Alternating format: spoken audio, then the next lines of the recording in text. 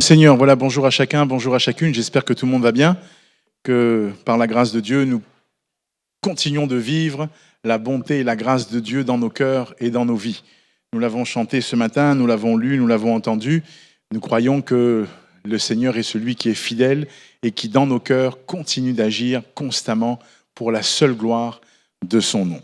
Je propose ce matin que nous puissions ouvrir notre Bible dans un passage que vous connaissez fortement bien, dans l'Évangile de Jean au chapitre 10. Et nous allons, là encore, ce matin, tenter d'entendre et de reconnaître, comme dit la parole, quand Jésus reviendra, c'est un peu le thème de ce message, quand Jésus reviendra, mon frère, ma sœur, il nous faut savoir entendre la voix du berger alors que son retour est imminent. Je ne sais pas si vous entendez ces voix qui, autour de nous, ne cessent de crier de plus en plus. Nous avons tellement d'informations qui nous arrivent de partout. Et parfois, tu ne sais plus, tu te poses des questions, certaines personnes s'inquiètent, s'agitent. Mais la parole de Dieu vient nous encourager et nous donner la marche à suivre. Et l'Esprit de Dieu veut que le peuple qui lui appartient, le peuple qui appartient au Seigneur, puisse être un peuple qui sache entendre et reconnaître la voix du bon berger. La Bible dit ceci dans Jean chapitre 10 au verset 1. En vérité, je vous le dis, celui qui n'entre pas par la porte dans la bergerie, mais qui monte par ailleurs est un voleur et un brigand. Mais celui qui entre par la porte est le berger des brebis.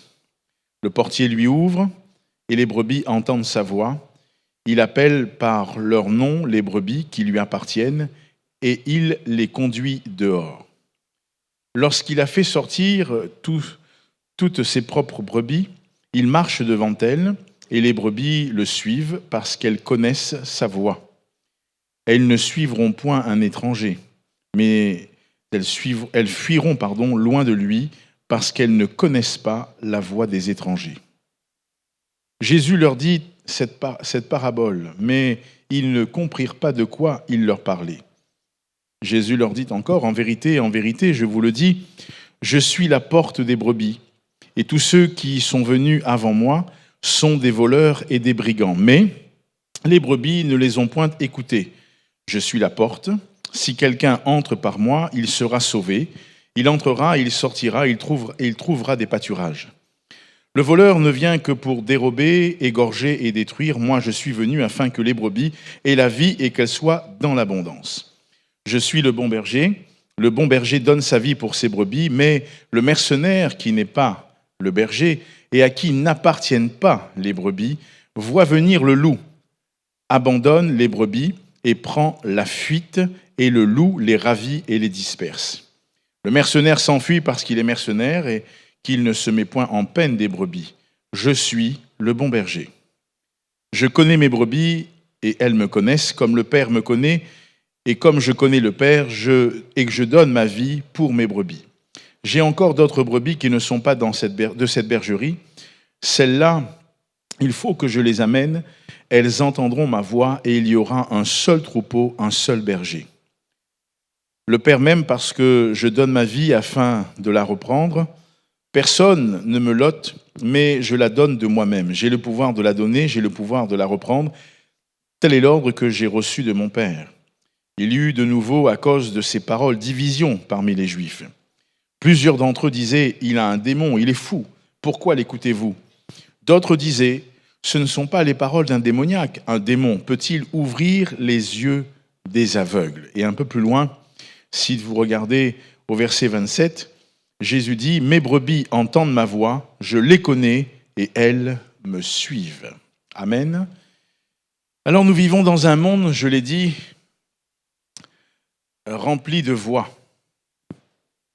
Et allez où vous voulez, vous faites vos courses, il y a un brouhaha autour de vous. Quelqu'un vous appelle, vous avez du mal à entendre et vous lui dites « Attends, je suis en train de faire des courses, je ne t'entends pas parce qu'il y a tellement de voix autour de toi. » Des voix qui parlent parfois en permanence.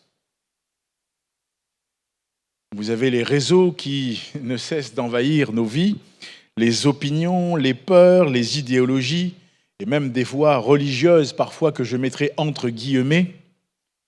Au milieu de ces bruits, au milieu de ce bruit, il y a une question qui émerge. Il y a une question qui, là encore, se pose et qui est essentielle. Quelle voix suis-je en train, moi, d'écouter? Quelle voix, dans ce 21e siècle, suis-je en train d'écouter? Je ne parle pas lorsque ton épouse t'interpelle pour te demander « Est-ce que tu as acheté ceci ou cela, ou est-ce que tu as fait ça, est-ce que tu as pensé à ça ?» Je ne parle pas de la voix de ton mari qui te dit « Hé, chérie, est-ce que tu as fait ça, est-ce que… » Non, ce n'est pas de cette voix que je parle. Ce matin, la parole de Dieu nous interpelle sur la voix que nous entendons, que nous écoutons. Quelle voix sommes-nous en train d'écouter? Parce que la réalité, elle est simple. La voix que tu écoutes déterminera la direction de ta vie. La voix que tu écoutes déterminera la direction de ta vie. Dans Jean chapitre 10, ce passage que nous venons de lire, et vous savez que l'apôtre Jean, lorsqu'il écrit, il veut, en l'occurrence et avant tout, prouver et montrer la divinité de Jésus. Jean s'attache vraiment dans son évangile à souligner la divinité de Jésus. Il veut que ceux et celles qui liront son évangile, qui entendront ses paroles, soient convaincus que Jésus est le Fils de Dieu. Alors,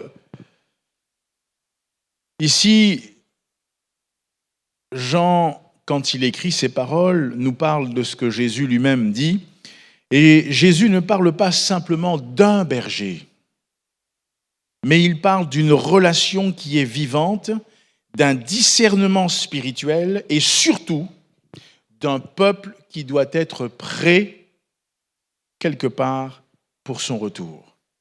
Mes brebis entendent ma voix.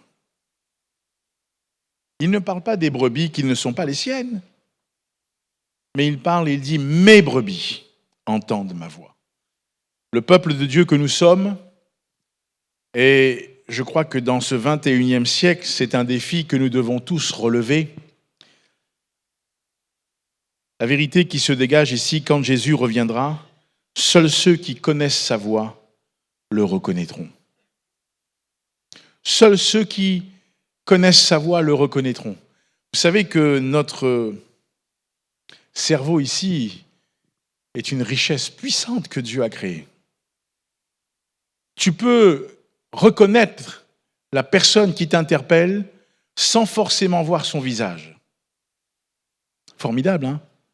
Quand tu songes à quelque part à cet organe que Dieu a créé et qui nous permet, quelqu'un vous appelle,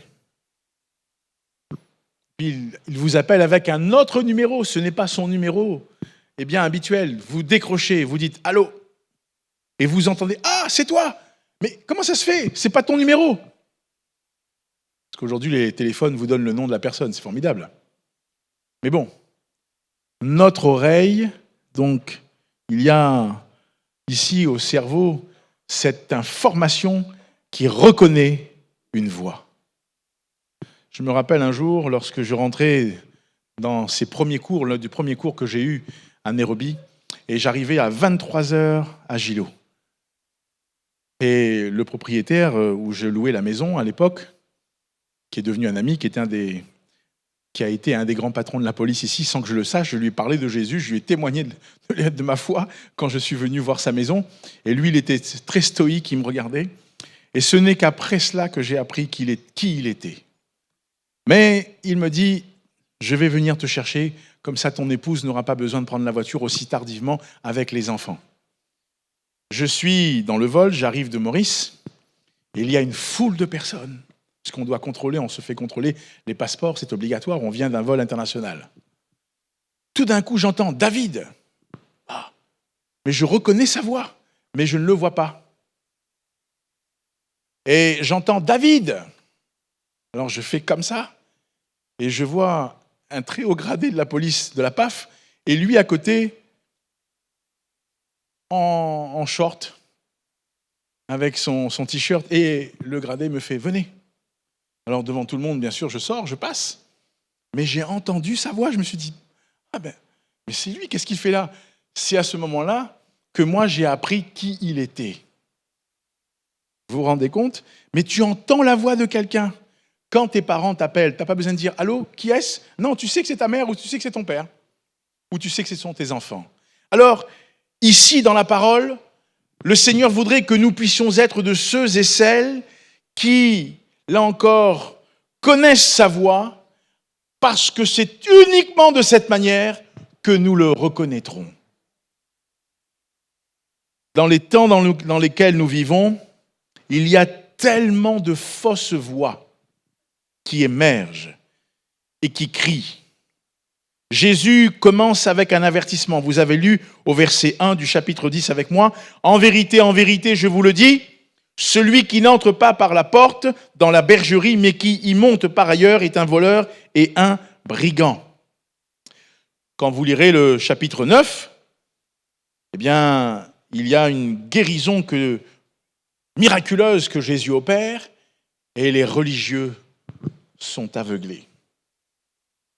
Les religieux ne comprennent pas. Les religieux ne le reconnaissent pas. Les religieux ne discernent pas qui il est. Mais ils sont tellement omnibulés par une religion qu'ils ne reconnaissent pas celui qui est le Fils de Dieu. Alors Jésus dit, en vérité, je vous le dis, celui qui n'entre pas par la porte dans la bergerie, mais qui y monte par ailleurs est un voleur et un brigand. Celui qui n'entre pas par la porte. J'aimerais juste attirer votre attention que cela révèle une réalité spirituelle. Toutes les voix ne viennent pas de Dieu. Mais celui qui entre par la porte est le berger des brebis. Le portier lui ouvre, et regardez bien, et les brebis entendent sa voix. Toutes les voix que nous pouvons entendre ne viennent pas forcément de Dieu. Parfois, nous entendons ici et là, nous pouvons entendre des messages, etc. Vous savez, sur la toile aujourd'hui, c'est très facile, vous y allez. Quelqu'un un jour m'interpelle, est-ce que tu as entendu ça, etc., etc. Bon, j'ai pas eu le temps, alors il m'envoie le lien, j'écoute, mais j'ai pas trop de temps pour aller écouter. Mais toutes les voix ne viennent pas de Dieu. Quelqu'un un jour me pose une question, elle entend un message et elle me dit c'est formidable. Mais moi, je n'ai pas été directif en disant non, faut pas écouter ce genre de message parce que j'ai dit écoute bien, réécoute. Et la personne me rappelle, me dit ah oui, effectivement, j'ai entendu quelque chose qui m'a alerté maintenant. La théologie de la prospérité qui a été gentiment servie à un moment donné du message et qui vient quelque part entacher la vérité qui est annoncée. Alors voyez-vous, toutes les voix ne viennent pas de Dieu, forcément.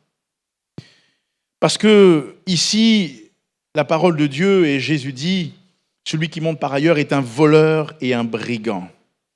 Les mots dans la langue originale sont très puissants.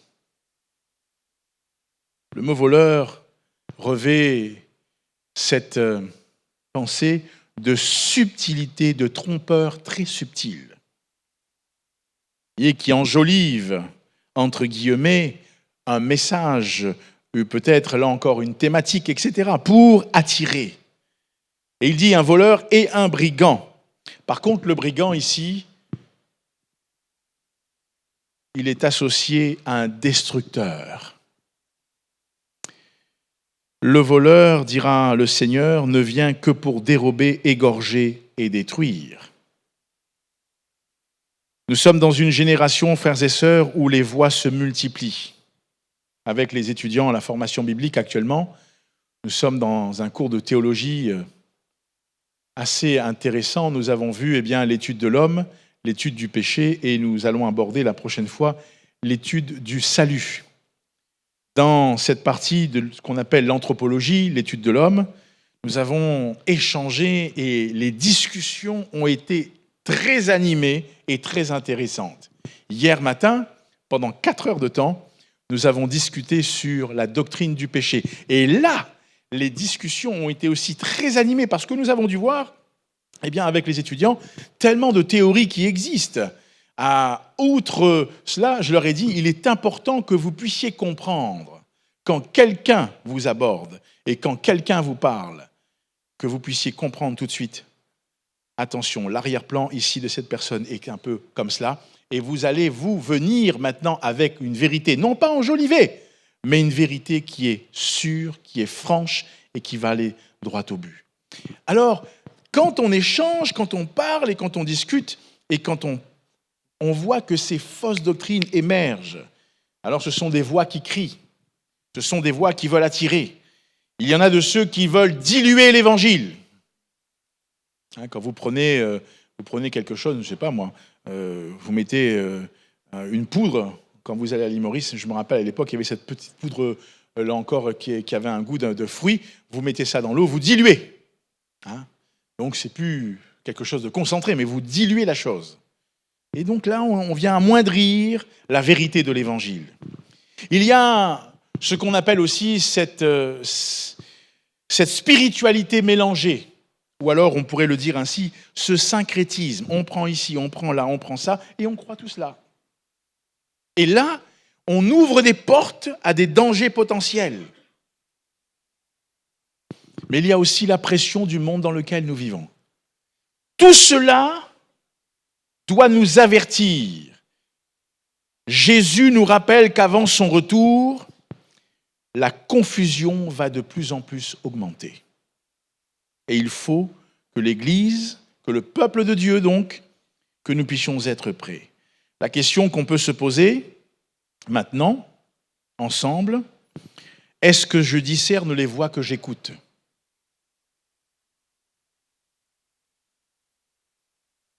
Et une autre question, est-ce que tout ce que j'entends, est validé par Jésus lui-même ? Parce que tout ce qui n'est pas validé par le Seigneur n'est pas sûr, frères et sœurs. Comment savoir si cela est validé par le Seigneur ? La parole de Dieu est là pour nous encourager. La parole de Dieu reste et demeure quelque part la référence. Du reste, cette parole, nous la vivons, nous en sommes imprégnés et l'Esprit de Dieu veut permettre que vous et moi, nous puissions grandir et croître de plus en plus. Un deuxième point important, c'est que le bon berger ici insiste sur une relation et non pas une religion. Jésus fait une déclaration qui est importante. Il dit « Je suis le bon berger ». Le mot « bon » ici revêt un caractère de noblesse. Donc on comprend donc que celui qui parle ici n'est pas le commun des mortels, c'est le Fils de Dieu. Ce mot revêt aussi un caractère d'authenticité. Il n'y a donc pas de duplicité et pas de tromperie dans le bon berger. Et ce mot revêt aussi un caractère de perfection. Christ, le Fils de Dieu, est parfait. Alors, quand il dit « Je suis le bon berger », mon frère, ma sœur, cela devrait nous encourager à dire « Seigneur, on veut rester sous ta direction et entendre ta voix. » Parce qu'il y a cette noblesse, donc on sait qu'il est le Fils de Dieu, cette authenticité, pas de tromperie, cette perfection, il est parfait. Je peux et je devrais, dans ma vie et dans mon cœur, me laisser conduire par lui. Alors Jésus dit, le bon berger donne sa vie pour ses brebis. Mon frère, ma sœur, quand tu lis cela, ça encourage ton cœur, oui ou non ? Parce qu'avec toutes les voix que tu entends, personne n'est prêt à donner sa vie pour toi. Au contraire, on va te demander. Mais personne ne donnera sa vie pour toi. Or ici, celui qui se qualifie, qui dit qu'il est le bon berger, Jésus, le Fils de Dieu, nous rappelle qu'il donne sa vie pour ses brebis. Ce matin, lorsque nous avons participé au repas du Seigneur, lorsque nous avons ensemble communié autour de la table, autour de la scène, nous rappelons la mort du Seigneur jusqu'à ce qu'il vienne. C'est ce que la parole de Dieu enseigne. Et nous nous rappelons que sur ce bois infâme de la croix, Christ, en mourant, a dit « Tout est accompli ». Le prix a été payé, littéralement. Le prix a été payé. Nous n'avons plus à débourser quoi que ce soit, mais il a tout payé. Alors mon frère, ma sœur, j'aimerais que nous comprenions une chose, puisque nous avons parlé du bon berger qui insiste sur une relation et non pas une religion. Parce que quand tu lis ces passages, quelque part, Jésus nous encourage. Il dit « Je donne ma vie ». Il y a une relation qu'il veut établir avec nous. Il donne sa vie. Alors, nous pourrions dire ce matin que Jésus n'est pas un leader qui est distant. Vous avez des leaders qui dirigent, j'allais vous parler en anglais, j'allais dire qui lead, entre guillemets, mais qui dirigent par le... Qu'est-ce que c'est que ça? Le menton, l'autorité du menton. Il y a des personnes qui dirigent par l'autorité du menton. Et la parole de Dieu ne nous montre pas un Jésus qui dirige par l'autorité du menton. Mais la parole de Dieu nous montre un Jésus qui n'est pas loin, qui n'est pas distant, qui n'utilise pas le menton, mais qui, animé d'un amour profond, veut encourager nos vies. Il n'est pas une idée, il n'est pas une religion. Mais écoutez bien, la parole de Dieu dit, il est un berger qui connaît, qui aime et qui se donne. On ne peut pas dire amen à ça? Il est un berger qui connaît, qui aime et qui se donne. Il y a des bergers dans ce monde dans lequel nous vivons qui malheureusement, lorsque une bête féroce attaque, vont chercher peut-être à aller se protéger parce qu'ils n'ont pas de possibilité de faire autrement. David, dans l'Ancien Testament, lui, quand il voyait le lion ou l'ours venir, par contre, c'est une belle image. Lui, il n'allait pas sauver sa vie. Il prenait le lion et il en finissait avec lui. Ça, c'est une belle image. La parole de Dieu, frères et sœurs, nous dit que celui qui nous aime, celui qui sur le bois infâme de la croix déclare « Tout est accompli ». Alors lui, il connaît, il aime et il se donne. Le mot là, « se » est important. Ce n'est pas donner. Vos enfants, parfois, vous êtes là. Hier, j'étais en train de travailler.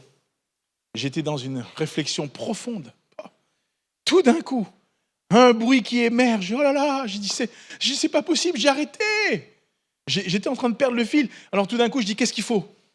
Et là, tu donnes quelque chose. Tu dis, bon, allez, vas-y. C'est pas ça. Ça, c'est juste pour calmer momentanément, pour essayer de débloquer la crise, on va dire. Mais c'est pas ça que Jésus fait. Jésus se donne. Il se livre. Pourquoi? Parce qu'il dit, je connais intimement, et c'est littéralement ce mot grec, je connais mes brebis. Et le mot, dans la langue originale, parle d'une connaissance intime. Je connais intimement. C'est la raison pour laquelle je dis ce matin qu'il n'est pas venu pour nous parler d'une religion, mais d'une relation. Ça, c'est ce que le bon berger veut. Dans ces temps qui précèdent son retour, Jésus, le bon berger, veut que nous ayons avec lui une relation profonde. Le retour de Jésus n'est pas le retour d'une doctrine. C'est le retour d'une personne qui connaît les siens. Il les connaît intimement. Il ne revient pas pour une foule anonyme. Oui. Mais il revient pour qui? Et il revient pour ses brebis, pour chercher ceux qui lui appartiennent. Alors, on se pose une autre question. Est-ce que j'ai une relation avec Jésus? Ou est-ce que je me contente d'une religion améliorée? Que le Seigneur nous aide, frères et sœurs, Parce que nous avons vu déjà quelques points, nous avons vu que dans ces temps de la fin, il y a des fausses voix qui émergent, qui auraient tendance à vouloir nous éloigner, mais le Seigneur nous rappelle que lui, il n'est pas dans ces voies. Le bon berger, qui est le Seigneur Jésus, nous rappelle qu'il désire avec nous une relation et non une religion, parce qu'il dit, et le mot est très fort dans la langue originale, il connaît, donc ginosko, il connaît intimement. Il veut avoir une relation intime avec nous. Maintenant, vous avez remarqué dans le texte que Jésus aussi parle d'un mercenaire. Le mercenaire typifie celui qui a une foi qui ne tient pas. Jésus va introduire cette figure particulière. Le mercenaire abandonne les brebis. Le mot dans la langue originale signifie très simplement celui qui agit par intérêt. Le mercenaire, nous pouvons dire ce matin, au regard de la parole, il ne connaît pas les brebis, il ne les aime pas vraiment, et il fuit quand le danger surgit ou arrive. Vous comprenez bien que cette description est aux antipodes de ce que nous venons de voir ensemble. La parole de Dieu nous a décrit le bon berger comme étant celui qui connaît, qui aime et qui se donne. Et ici, nous découvrons un mercenaire qui ne connaît pas les brebis, qui ne les aime pas et qui fuit quand le danger arrive. Mes frères et sœurs, il est important de comprendre cela, c'est que dans les temps qui sont maintenant ces temps de la fin, une foi superficielle ne tiendra pas. Une foi qui est superficielle ne tiendra pas. Quand viendront les épreuves, quand viendront la pression, quand viendront parfois les compromis, la parole de Dieu nous avertit déjà que certains vont abandonner.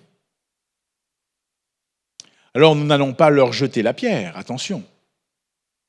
Que faisons-nous dans nos réunions ? Nous prions pour que Dieu ramène le cœur de ceux et celles qui ont connu son nom et qui connaissent sa voix, mais qui à un moment donné ont peut-être laissé d'autres voix prendre le dessus. Vous savez, il y a un jeu qu'on fait dans les colos. Je regarde Jean-Maurice parce qu'il y a ce fameux jeu, je ne m'en souviens plus du nom, mais tu as deux équipes. Tu dois faire passer un message de l'autre côté, sinon il va rester prisonnier. Et là, tu as des voix, tu cries, Ouah! Et là, il y a une équipe qui crie comme jamais tu peux entendre, mais il faut que l'autre arrive à entendre le mot ou la phrase, je ne sais pas, pour pouvoir se sortir de là.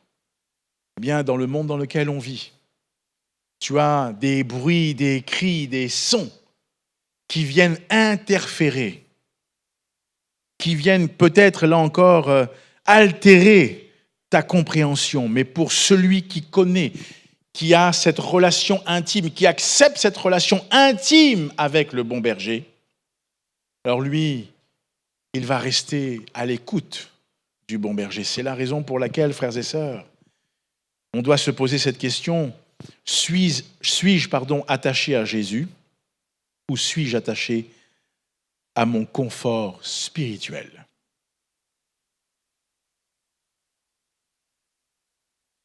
Je viens, il y a des pasteurs qui sont là, qui ont la charge d'enseigner.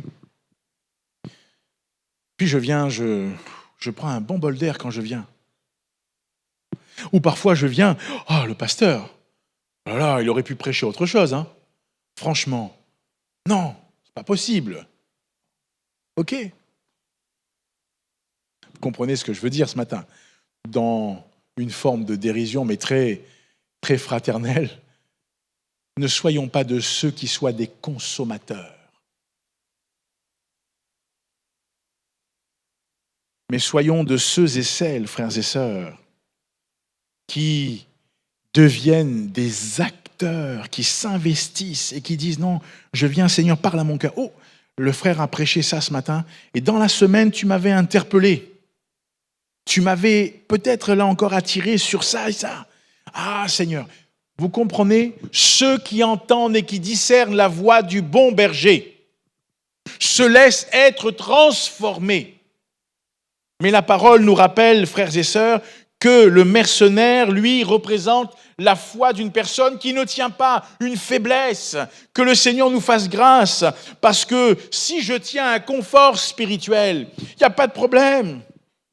Mais quand tout va trembler, seule une vraie relation va perdurer, va traverser, va tenir.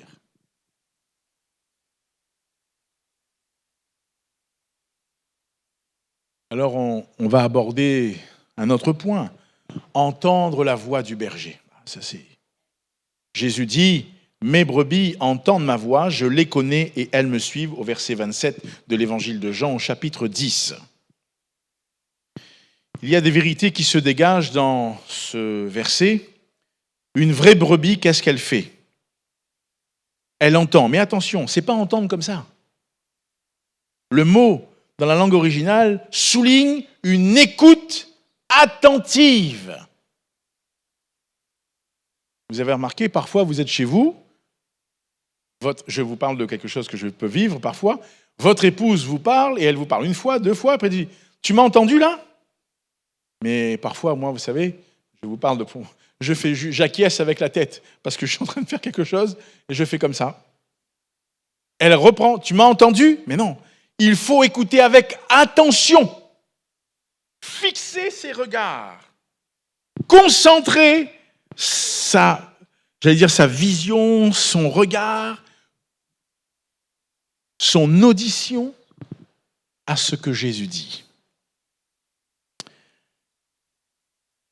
Il est dit aussi, les brebis entendent ma voix, je les connais et elles me suivent. Reconnaître, nous devons reconnaître cette voix. Et le mot reconnaître implique un discernement. Ah, ça c'est intéressant, hein, un discernement. Tu peux entendre tellement de choses, mais à un moment donné, tu dis, ah non, ça, ce n'est pas ce que le Seigneur voudrait. J'ai entendu cette semaine, je ne sais plus quand, je pense que j'étais en train de chercher quelque chose sur mon téléphone, je le descendais, et tout d'un coup, j'entends un prédicateur africain qui prêche avec une force et qui dit « ce n'est pas vos titres, etc. » Oh, je dis ça m'intéresse. Il y en a qui se font appeler bishop, archbishop, etc. Des prophètes, etc. Je dis « Seigneur, ça m'intéresse, j'ai écouté. » Mais t'écoutes pas comme t'écoutes la voix de ton Seigneur. Là, il est question pour nous de mettre en place un discernement. Et cela est accordé à ceux et celles qui marchent avec le Seigneur, qui laissent l'Esprit de Dieu en eux agir, et qui, lorsque tu marches et que tu entends, tu te dis « Ah, ça, c'est intéressant. » J'étais à Durban en 1996. Il y avait la conférence Pan-Africa qui était là encore en Afrique, et nous étions allés avec un groupe de l'île de la Réunion. Et je marchais avec un des frères, on avait une petite pause, j'étais allé marcher, il y avait la plage, on l'avait longée sur le trottoir, on marchait, et tout d'un coup on est abordé par deux personnes. Et ces personnes commencent à nous parler.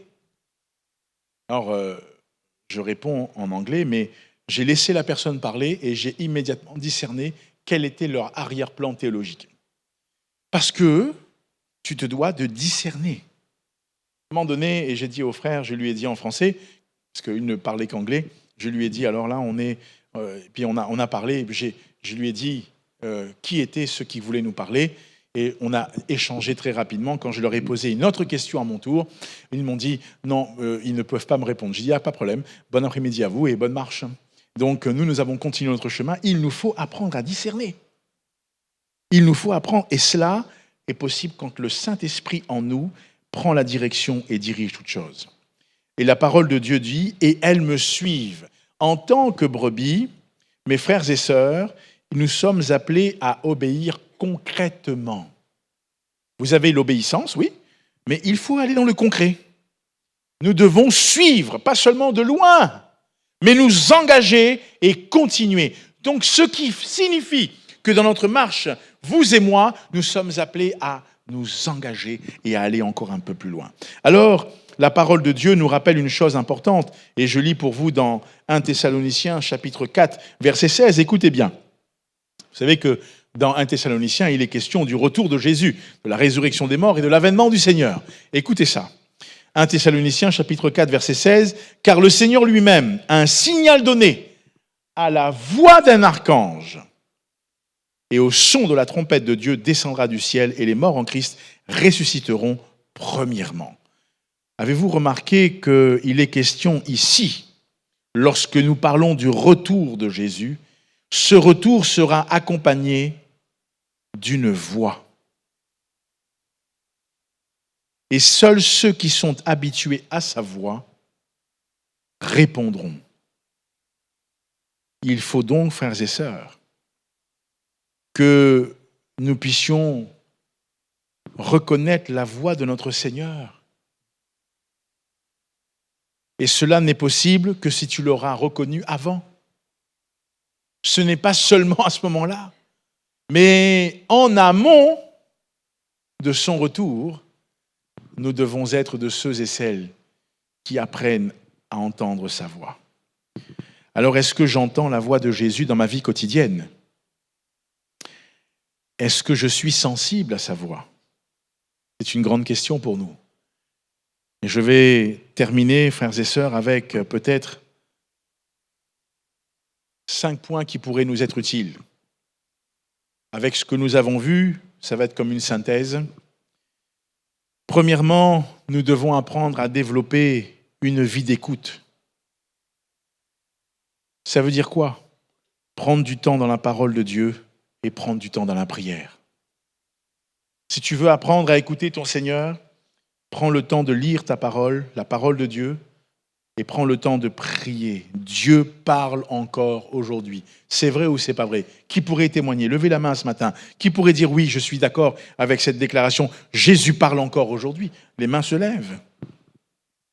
Apprenons à rejeter les voix étrangères. Refusons donc le compromis et filtrons ce qu'on écoute. Tu penses à un thème particulier. Hier matin, les étudiants m'ont posé une question sur un thème particulier. Et j'ai une façon d'enseigner qui me pousse à la participation active. Je ne vais pas me lever et dire voilà, Donc j'ai cherché à amener les étudiants avec moi pour qu'on puisse ensemble comprendre est-ce qu'on aurait une réponse. Et c'est très important parce que tu dois apprendre à filtrer. Il y a des choses, attention, j'ai déjà dit, attention, ça, c'est un peu tiré par les cheveux. Il faut faire attention. Mais si tu veux filtrer ce que tu entends, tu dois connaître la vérité. Sinon, tu ne peux pas filtrer. Filtrer signifie éliminer les impuretés. Quand tu filtres, par exemple, tu as fait une tisane, tu ne vas pas prendre les feuilles dans ta tasse. Tu filtres cela, tu passes, et tout cela est retenu dans soit, là encore, la passoire, je ne sais pas ce que tu peux utiliser, un filtre, peu importe. Mais tu mets ça de côté, mais toi, tu vas boire le liquide. Alors, si nous voulons filtrer ce que nous écoutons, nous devons connaître la voix de notre Seigneur et donc rejeter ces voix étrangères. Et mon frère, ma sœur, il nous faut aussi apprendre à suivre concrètement, d'une manière impliquée. Pas seulement écouter, mais obéir. Il faut obéir. Il faut vraiment se donner et dire, Seigneur, c'est vrai, tu as dit ça, alors on va le vivre, on veut le vivre et on veut mettre tout en œuvre pour le vivre. Un autre point important qui nous permettra, frères et sœurs, dans ces temps particuliers, d'être de ceux et celles qui entendront constamment la voix du Seigneur, c'est de persévérer dans l'épreuve. Refuser une foi qui est fragile, rester fidèle coûte que coûte. Alors, ça ne veut pas dire que dans l'épreuve, tu n'as pas le droit de dire « Seigneur, ah là là, je ne pensais pas que ça allait être comme ça ». Ça, ce n'est pas parler d'une foi qui est fragile, ça c'est parler de ton humanité qui est révélée, qui est naturelle. Mais quand tu penses comme cela, le Saint-Esprit à ce moment-là vient et il t'entoure de la grâce de Dieu et il parle à ton cœur et il te dit non, ne t'inquiète pas. Tiens bon, tiens ferme. Tu vas y arriver, je suis là avec toi. Amen. Mon frère, ma sœur, tenons ferme, persévérons dans l'épreuve. Et puis, Un autre point, vivre dans l'attente. Ça veut dire quoi? Vivre dans l'attente du retour de Jésus, ça impose à notre cœur quoi? De la vigilance, le désir d'attendre dans la sainteté et le désir d'attendre dans une espérance qui est vivante. Nous savons, et nous savons encore, nous pouvons l'attester, Jésus vient bientôt. Et l'Église, le peuple de Dieu, la parole de Dieu nous dit, le Seigneur dit, je leur donne la vie éternelle. Alors, cette espérance, elle n'est pas pour ici-bas, mais elle est dans son retour. Il vient bientôt. Le texte qui est marqué ici, oui, je viens bientôt, Amen, viens Seigneur Jésus. Dans les paroles de l'Apocalypse, cela est rappelé, et mon frère, ma sœur. En concluant, ce matin, 2 catégories de personnes existent. Ceux qui entendent la voix du berger et ceux qui suivent d'autres voix. Toi et moi, nous savons que Jésus revient. Et à ce moment-là, ce ne sera pas le savoir qui comptera. Ce ne sera pas la religion qui va compter. Ce ne sera pas l'apparence qui comptera.